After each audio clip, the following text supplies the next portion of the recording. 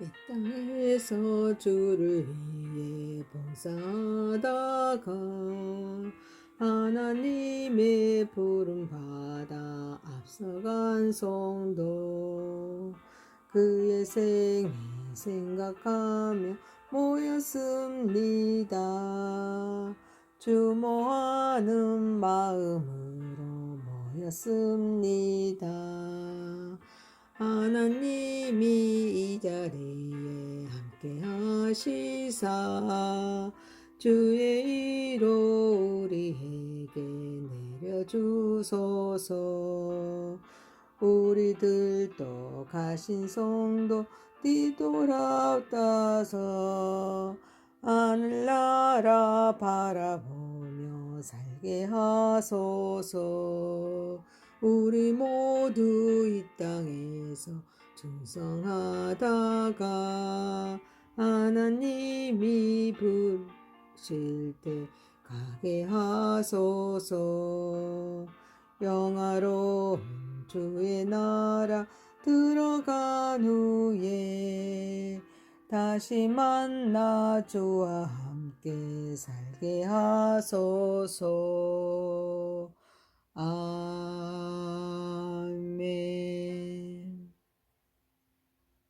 전능하사 천지를 만드신 하나님 아버지를 내가 믿사오며 그 외아들 우리 주 예수 그리스도를 믿사오니 이는 성령으로 잉태하사 동정녀 마리아에게 낳으시고 본디오 빌라도에게 고난을 받으사 십자가에 못 박혀 죽으시고 장사한 지 사흘 만에 죽은 자 가운데서 다시 살아나시며 하늘에 오르사 전능하신 하나님 우편에 앉아 계시다가 저리로서 산자와 죽은 자를 심판하러 오시리라. 성령을 믿사오며 거룩한 공의와 성도가 서로 교통하는 것과 죄를 사하여 주시는 것과 몸이 다시 사는 것과 영원히 사는 것을 믿사옵나이다. 아멘. 하나님 말씀은 고린도전서 15장 35절에서 49절입니다.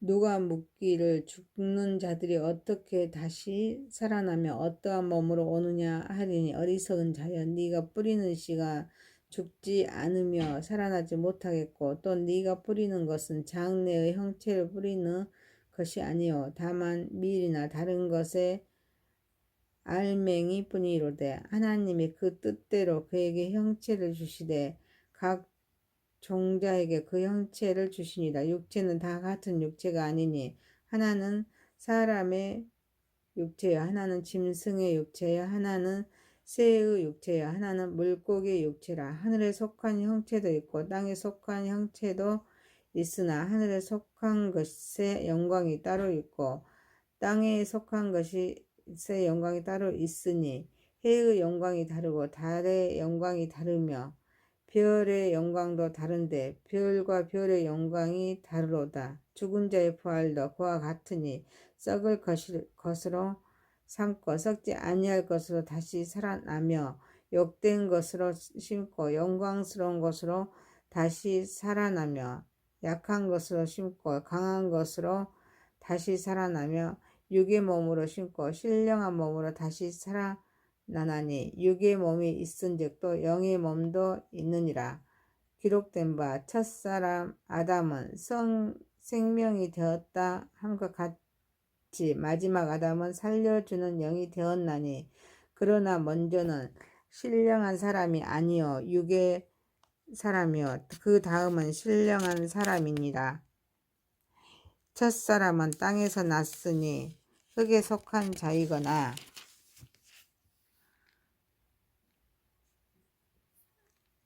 둘째 사람은 하늘에서 나셨느니라. 무릇 흙에 속한 자들은 저 흙에 속한 자와 같고 무릇 하늘에 속한 자들은 저 하늘에 속한 이와 같으니 우리가 흙에 속한 자의 형상을 입은 것 같이 또한 하늘에 속한 자의 속한 이의 형상을 입으리라. 아멘. 전능하시고 거룩하신 하나님 아버지 우리의 예배를 받으시옵소서. 예수님의 이름으로 기도하옵나이다. 고린도전서 15장 35절에서 49절 말씀으로 몸의 부활이란 제목으로 은혜를 받고자 하겠습니다. 첫 번째, 죽음을 생명으로 바꾸신 하나님입니다. 35절에서 38절입니다. 본문은 죽은 자의 부활에 대한 의문에 대해서도 바울이 씨앗의 비유를 들어 답변하는 장면입니다. 사람들은 죽은 자들이 어떻게 다시 살아나면서 어떠한 몸으로 오는가라고 질문합니다. 이에 바울은 씨앗을 예로 들어서 씨앗이 땅에 심겨 죽은 것처럼 보일지라도 그 과정을 통해서 새로운 생명이 싹트듯이 죽음 또한 부활을 위한 하나님의 생명의 과정임을 설명합니다. 우리가 뿌리는 것은 완성된 형체가 아닙니다. 생명의 가능성을 담고 있는 작은 씨앗일 뿐입니다. 그러나 하나님께서는 자신의 뜻에 따라서 각 씨앗에 알맞은 형체를 주십니다. 이처럼 부활의 몸도 인간이 만들어내거나 상상하는 것이 아니라 하나님의 주권과 창조 능력에 의해 주어지는 새로운 몸입니다. 따라서 죽음은 생명의 끝이 아니라 하나님께서 새로운 생명을 시작하시는 출발점입니다. 생명은 근원에 오직 하나님께 있습니다. 본문은 창세기의 창조에서 시작된 하나님의 생명 역사가 예수 그리스도의 부활을 통해 새 창조로 이어지고 장차 모든 성도의 부활에서 완성될 것을 선포합니다. 구원을 계획하신 하나님께서는 창조주이실 뿐 아니라 죽음을 생명으로 바꾸시는 새 창조의 하나님이십니다. 오늘날 물질주의와 웰빙을 추구하는 시대는 육체의 세잔함과 죽음을 극도로 두려워하는 죽음을 삶의 실패와 끝으로 여기는 경향이 있습니다. 그러나 성도는 죽음을 절망이 아니라 부활의 소망으로 바라보아야 합니다. 우리는 부활의 백성이라는 정체성을 굳게 붙들고 하나님의 나라를 소망하면서 살아가야 합니다. 또한 씨앗이 땅에 심겨 열매를 맺듯이 우리의 삶도 말씀과 순종으로 하나님께 드려질 때 풍성한 생명의 열매를 맺게 됩니다. 그러므로 우리는 믿음의 훈련을 지속하면서 사랑과 섬김, 충성과 봉사 그리고 복음 전파를 통해 하나님의 생명을 세상 가운데 흘려보내야 합니다. 사랑하는 성도 여러분, 죽음을 생명으로 바꾸신 하나님은 오늘도 우리의 상실과 고난, 눈물과 헌신을 통해서 결코 헛되지 않게 하십니다. 오히려 그 모든 것을 영원한 생명의 열매로 변화시키는 신실하신 창조주이십니다. 그러므로 성도는 현재의 고난보다 장차 나타날 영광을 바라보며 부활의 소망 가운데 담대하게 살아감으로 하나님께 영광 올려드리는 저와 여러분이 되시기를 소망합니다. 두 번째입니다. 육의 몸에서 신령한 몸으로 39절에서 44절입니다. 바울은 사람과 짐승, 새, 물고기의 육체가 서로 다르며 하늘의 그런 속한 형체와 땅에 속한 형체도 각각 다른 영광을 지니고 있음을 설명합니다.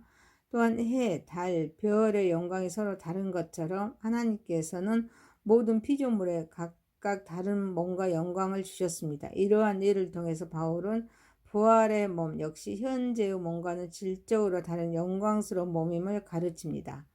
현재 우리의 몸은 썩을 몸이지만 장차 썩지 않을 몸으로, 욕된 몸이지만 영광스러운 몸으로, 약한 몸이지만 강한 몸으로, 육의 몸이지만 신령한 몸으로 변화됩니다. 하나님께서는 단순히 현재의 몸을 회복시키는 것이 아닙니다. 그 몸을 영화롭게 변화시켜 새로운 존재 방식으로 완성하십니다. 여기서 말하는 신령한 몸은 몸이 없는 영적인 존재가 된다는 의미가 아닙니다. 성령의 다스림 아래 있는 영광스러운 곧 썩지 않는 부활의 몸을 의미합니다. 그러므로 부활은 단순히 육체의 생명이 연장되는 것이 아니라 하나님의 능력과 성령의 역사를 완전히 새롭게 변화된 생명을 입은 사건입니다. 부활의 몸은 더 이상 죽음과 실패, 연약함의 지배를 받지 않는 영광스럽고 강한 몸이며 죽음의 권세를 이기신 하나님의 최종적인 승리를 보여줍니다. 지금 우리의 몸이 겪는 모든 썩음과 욕됨과 연약함은 끝이 아닙니다. 하나님께서 장차 영원한 영광으로 변화시키실 씨앗과 같습니다. 그러므로 낙심하지 말아야 합니다. 우리는 장차 신령한 몸을 입게 될 부활의 백성으로서 지금부터 성령의 인도하심을 따라 우리의 몸을 하나님께 드리고 하나님의 영광 위에 사용해야 합니다. 몸의 연약함 속에서도 하나님을 사랑하고 이웃을 섬기는 삶은 결코 헛되지 않으면서 영원한 가치를 지닙니다. 사랑하는 성도 여러분, 또한 우리는 자신의 정체성이 부활의 백성임을 굳게 붙들고 현재 몸으로 하나님을 섬기며 또 이웃을 사랑하는 삶을 살아야 합니다.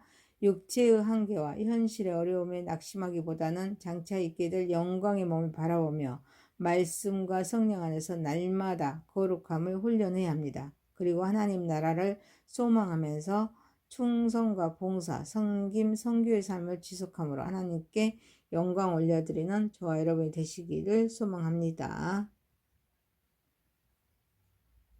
세 번째입니다. 흙의 형상에서 하늘의 형상으로 45절에서 49절입니다. 본문은 첫사람 아담과 마지막 사람 아담이신 예수 그리스도를 대조하면서 인간 존재의 본질과 부활을 통해 이루어질 궁극적인 변화를 설명합니다. 첫사람 아담은 하나님께 생명을 받은 생명, 곧 흙에 속한 육의 사람이었지만 마지막 아담이신 예수 그리스도는 생명을 주시는 분이시며 하늘에 속한 분이십니다. 바울은 이 대조를 통해 우리가 현재의 흙의 형상을 지닌 존재이지만 장차 하늘의 형상을 입게 될 것을 선포합니다. 인간은 본래 흙에서 지음을 받았고 아담 안에서 죄와 죽음의 영향을 받은 존재가 되었습니다. 그러나 예수 그리스도를 통해 우리는 거듭남과 부활을 경험하면서 하늘에 속한 새로운 존재로 변화됩니다. 이러한 변화는 단순히 육체가 변화되는 것을 넘어 존재 자체가 새로워지는 구원의 완성을 의미합니다. 이 모든 변화는 인간의 노력이나 능력이 아닙니다. 오직 하나님의 은혜와 그리스도의 구속 사역으로 이루어지는 선물입니다. 오늘날 현대 사회는 인공지능과 또 생명공학을 비롯된 첨단 기술을 통해 인간의 한계를 극복하고 수명을 연장하면서 이른바 트랜스휴머니즘을 추구하고 있습니다. 그러나 아무리 인간의 기술이 발전한다고 하더라도 흙으로 지음받은 인간의 유한성과 죽음의 문제를 근본적으로 해결할 수는 없습니다. 성경은 인간이 아무리 자신의 몸을 강화하고 수명을 연장하려 해도 여전히 흙에 속한 자임을 분명히 선언합니다.